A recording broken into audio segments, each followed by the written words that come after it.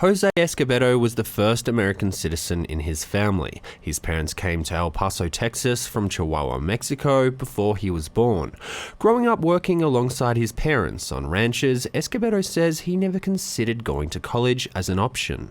My family didn't really have much money. I mean, public schools are free and everything, but still living around and trying to get jobs, for my parents it was kind of a struggle. Eventually we just kind of found a settling area where we stuck around. We're still there. Escobedo's parents never went to college themselves. Studies show it's harder for students to navigate college admissions and financial aid systems when their parents have not had that experience. Despite that, there has been an increase in the number of first-generation students admitted to college in the last 20 years. However, only 11% of them graduate within 6 years, and researchers say it's increasingly difficult for them to graduate after the 5-year mark. So how can educators break the pattern? How about with breakdancing? Patrick Pac-Man Perez is a youth motivational speaker who works to boost college success among first-generation students. He points to studies that show low graduation rates are often less about access to funding and more about a clash in cultural values. The mentality of family versus academics and career just don't blend together. When you have a mom and dad telling their son, their daughter, like, Mija, we need you, finish school, but we need you here to get a job and help start supporting the household. We need you to start helping support us right now. You got to babysit your brother. We don't have money to send you to school. In his workshop, Perez uses dance and pop music to open comfortable dialogue about college and career success. Specifically, how can be balanced with family and cultural expectations. Using the dance is my way of connecting with at-risk students. Using the dance to connect with these kids that were kind of the ones that nobody else was really reaching out to.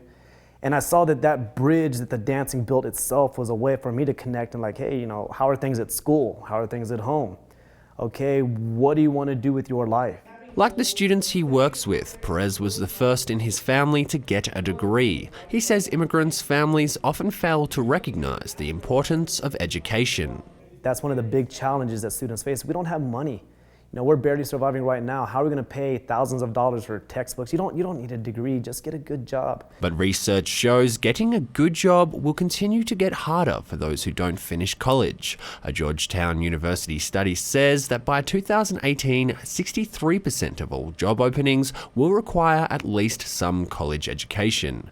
Jose Escobedo says if his boss didn't convince him to go to college, he probably would have just kept working as a ranch hand and joined the military.